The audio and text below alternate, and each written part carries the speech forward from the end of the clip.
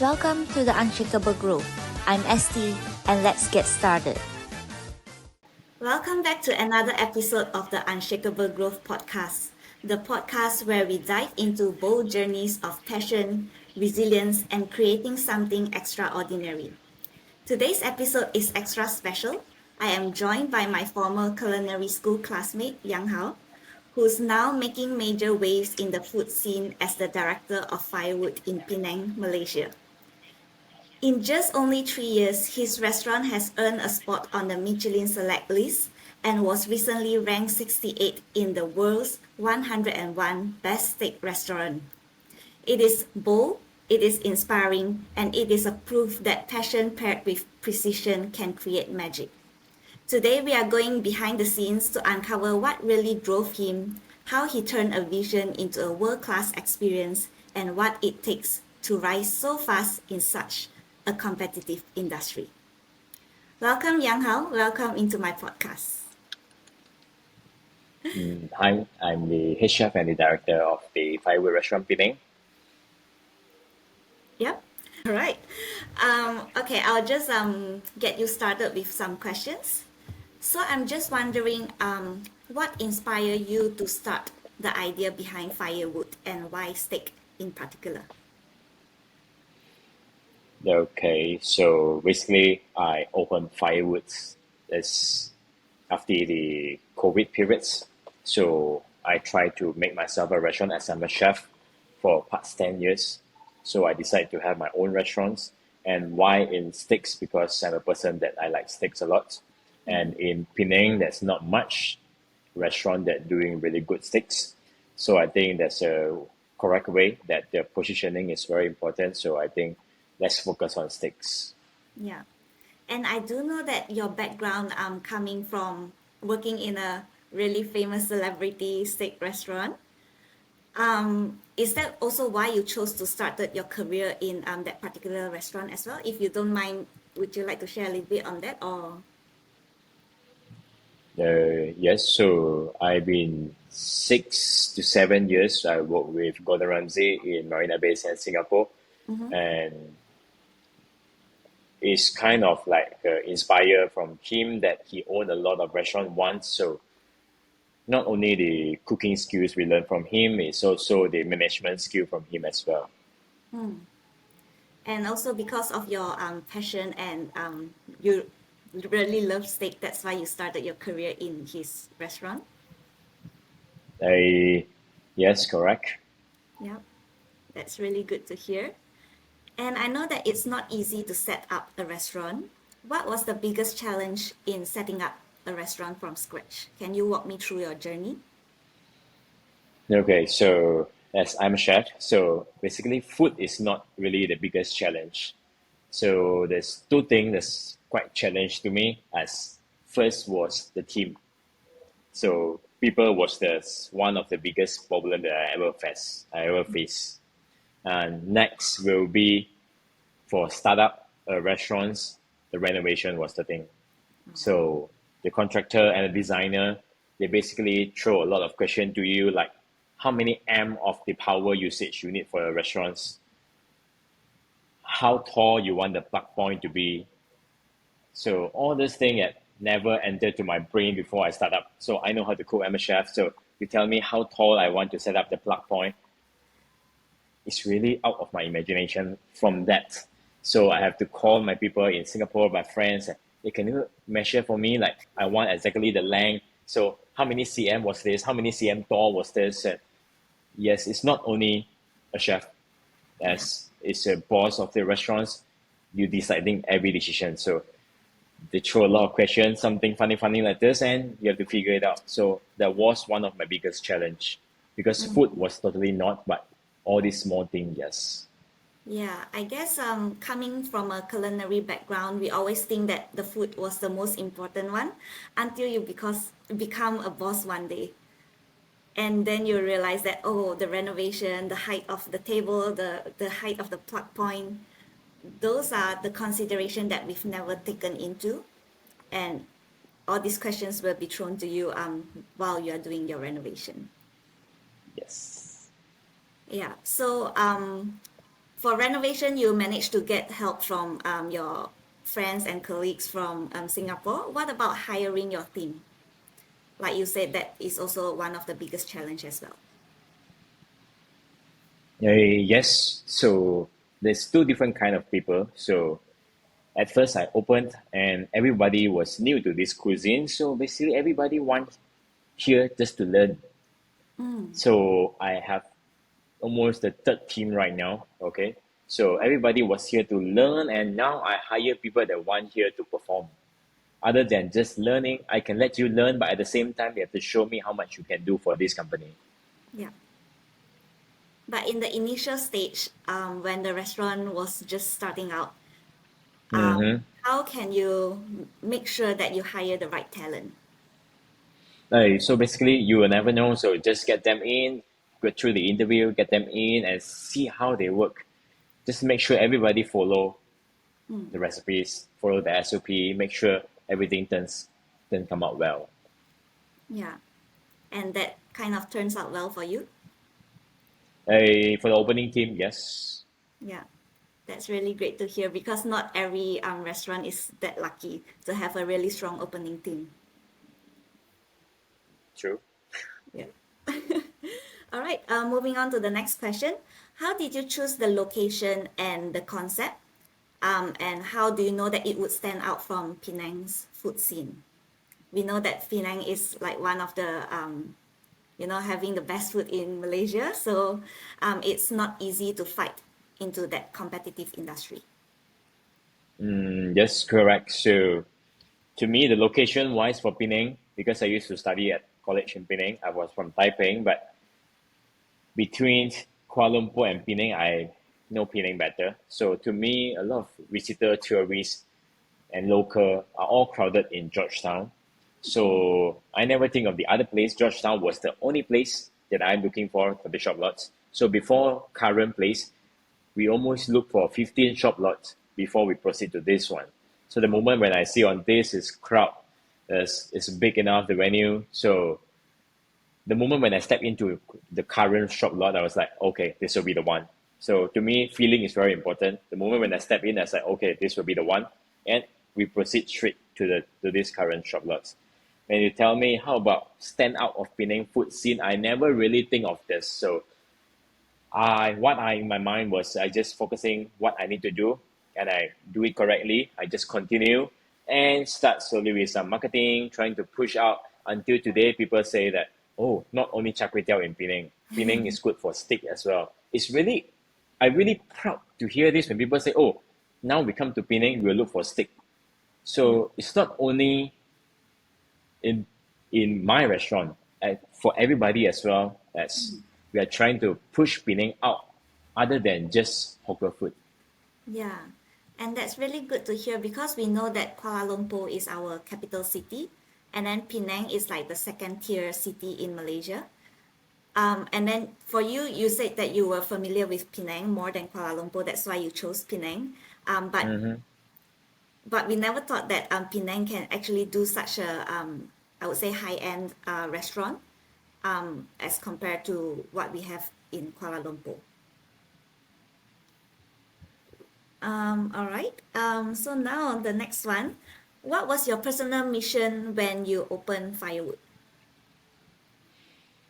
Okay, so the personal missions, I would say I actually aiming to bring the name of Firewood to the worldwide. Okay, meaning that not only like getting award on the world, but planning to extend and bring the Malaysia brand Firewood go to overseas. Yeah. Did you already set this target before you opened the restaurant or it just came along the way? It just came along the way. So I never think so big the moment when I opened Firewood. So first thing was they have to get back the RI first for the first restaurant before you think. So after the RI back, then we start doing some small planning, even if expanding in Malaysia or expanding in overseas. So we decide to have both. So but at the end of the mission was bringing the brand Firewood going overseas. That's the end goal that you are seeing when you started this journey. Mm, yes, correct. So we're planning that we grow deep before we grow big. That's really good to hear. And also, I guess it was also a similar timing when Michelin actually came into Malaysia as well. Because prior to that, Michelin wasn't even in Malaysia, right? Yes, so the moment when we opened was the first year on 2022. That was the first year of the Michelin. Right, and that was the year that you opened the restaurant. Yes, correct. Ah, that's good, that's good. Sometimes it's really good to have that, correct timing to open the restaurant. Yes. And do you ever doubt yourself during the journey? And yeah, I'll let you answer this first. Do you ever doubt yourself during the journey? No. Mm-hmm. So I was just focusing in what I'm doing. So to me, I I have my head chef when I used to work in Singapore. Okay, Mm-hmm. so she tell me one thing is there's always solution when there's a problem come up, and there's always more solution than the problem. Right. We just need to think from different angles and different way Yes, to yes, tackle the problem.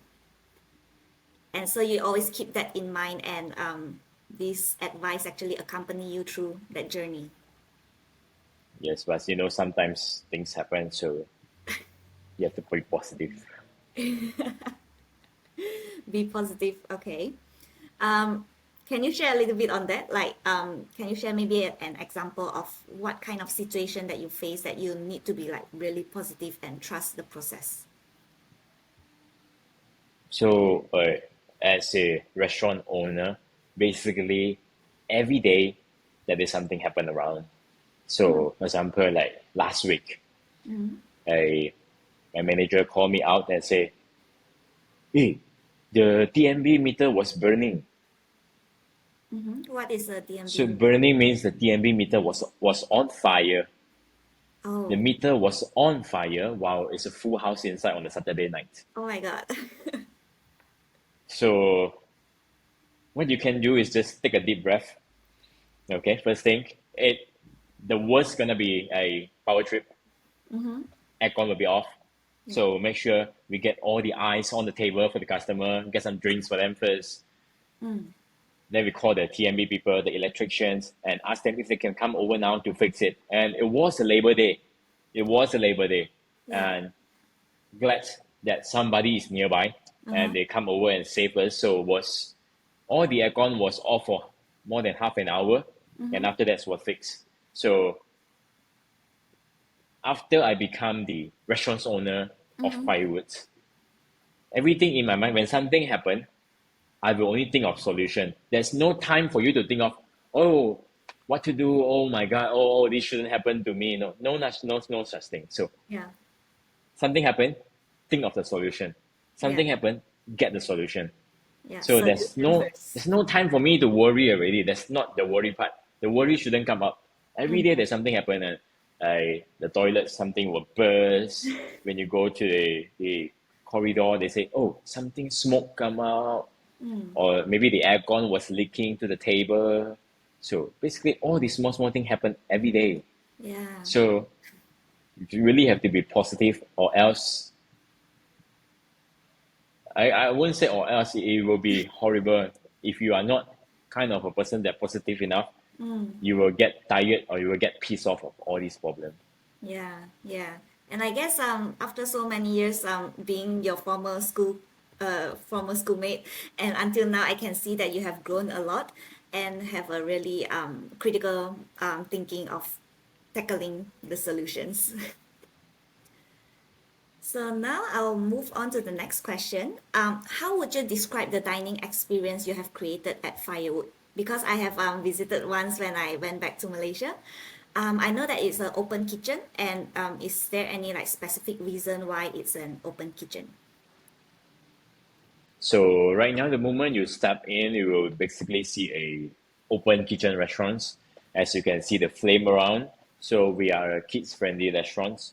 Mm-hmm. So basically it's family gatherings, friends gathering, colleagues gathering. So you are here with a comfortable shoes, shirts, with a nice dinner. Mm. So everybody was here for steaks, and we will definitely show you the steak selection, introduce, and make sure everybody getting the steaks that's to all their own preference. Yeah. So And the I overall dining experience will be kind of relaxed. Yeah. And I think I really like the experience that you have created because I've visited previously when I went back. The wait staff, they actually show you the real steak. They bring you the real meat to Yes. show you at your table to choose for your steak selection. So from there you can actually see the marbling instead of just reading the name out of the menu like a rib eye or a strip loin, like what's that? But for people that is maybe not so familiar with steak, by looking at the meat cuts and the marbling, you can actually like be more understanding of what you're actually ordering. Yeah, I That's guess. correct. Yeah, I guess that's one of different kind of experience because I've been to a few steak restaurant here in Sydney as well. I don't think they have such an experience, and I think that was eye-opening for me. Okay, cool to know that. And how do you build and lead a team that shares your vision and standard for excellence? As you mentioned now, this is your third team for the restaurant. How do you build that vision and make sure that they follow the standards? So basically, we have the target of year every year. Every year, I put on the target. I put it on the wall straight. So, example, this year I setting for four.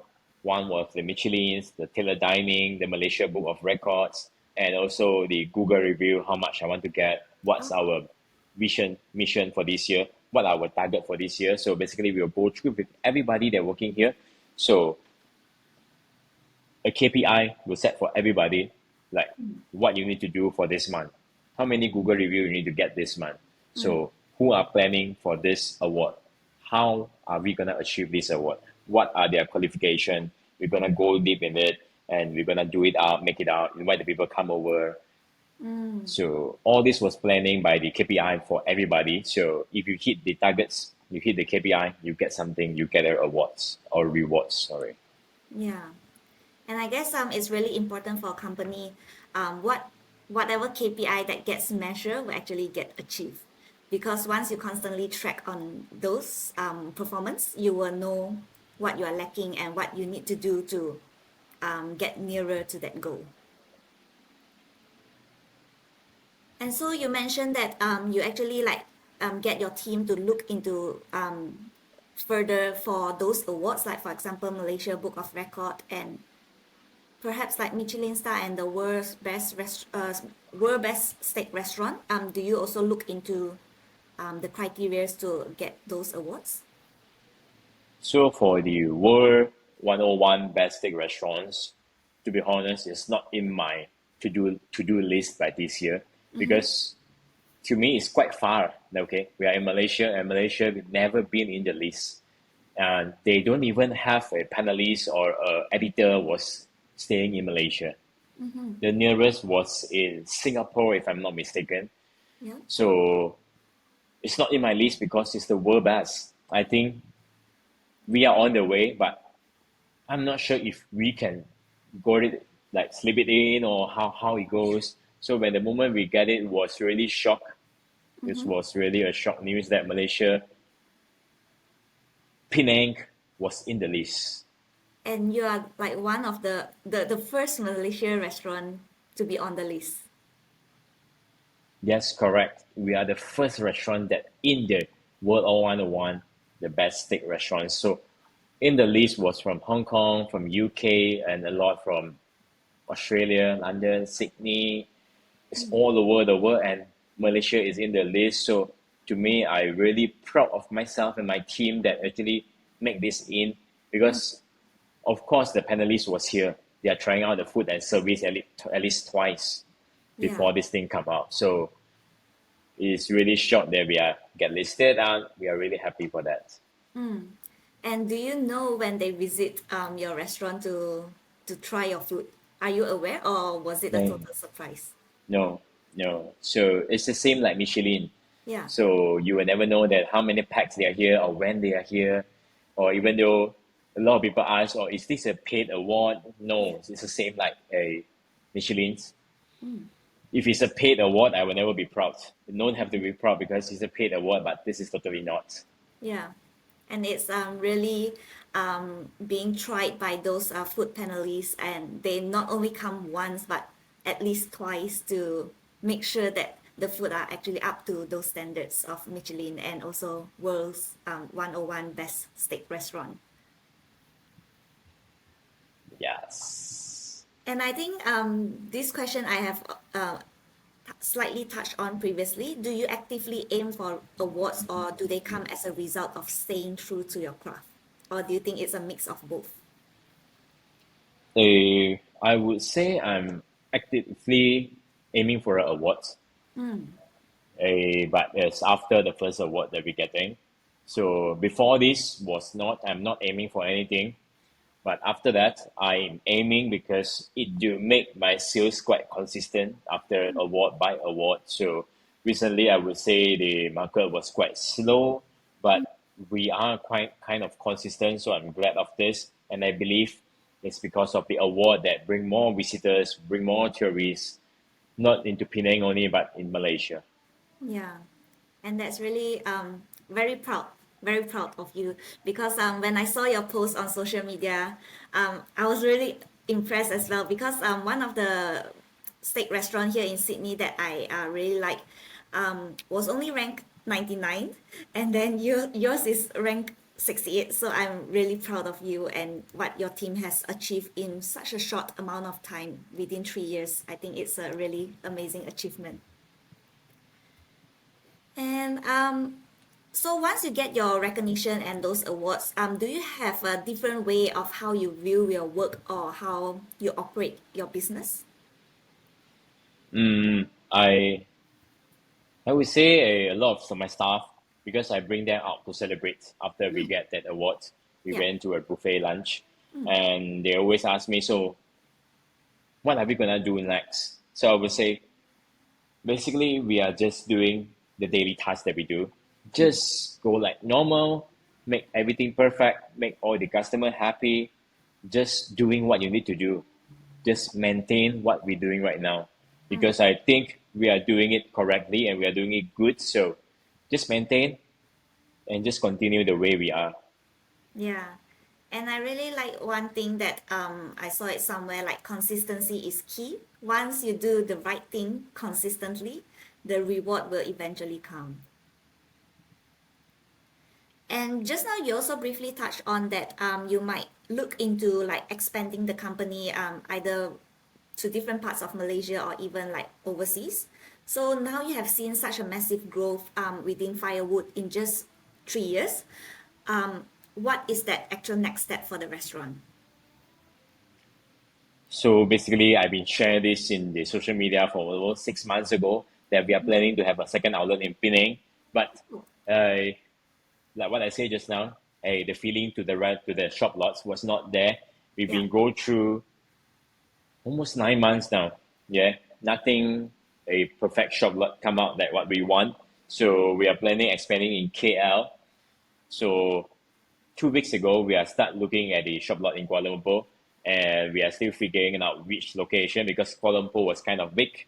Yeah. We have Bangsa, we have PJ, we have even the KL town area, or we have Damansara.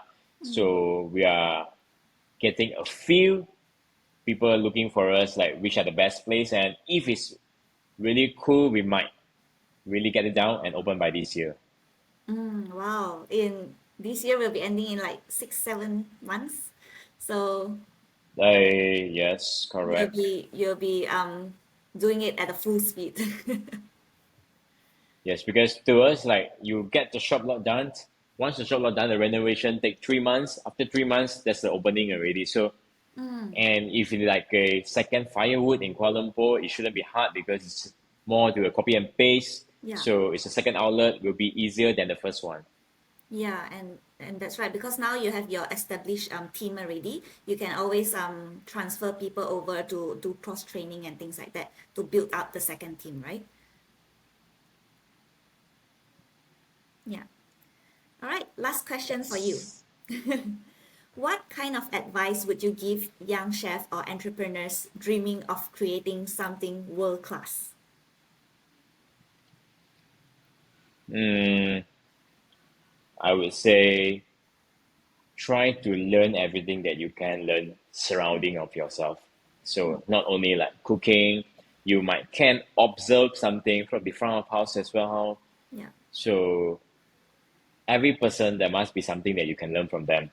Even a dishwasher, you can have something to learn from them, how to operate that thing, how can they maintain themselves. So not only focusing on your own current situation, your own section, but you may be more observing of the others as well. So you can do see what the manager doing daily, what the bartender do.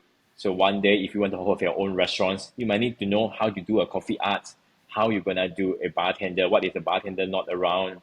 So focusing on your thing and try to look up to the other people as well. Yeah, and learn as much as you can while you can. Yes. All right. So, Young House Journey is a true reminder that with passion, clarity, and also relentless inner drive, you can turn bold ideas into global recognition.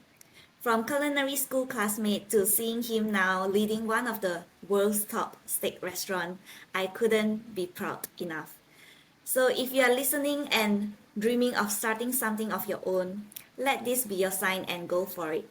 Thank you, Yang Hao, for sharing your story so openly with us. I will also put in Firewood's Instagram account and also Facebook account in my description below so that you guys can follow Firewood and Yang Hao's journey in expanding his second outlet.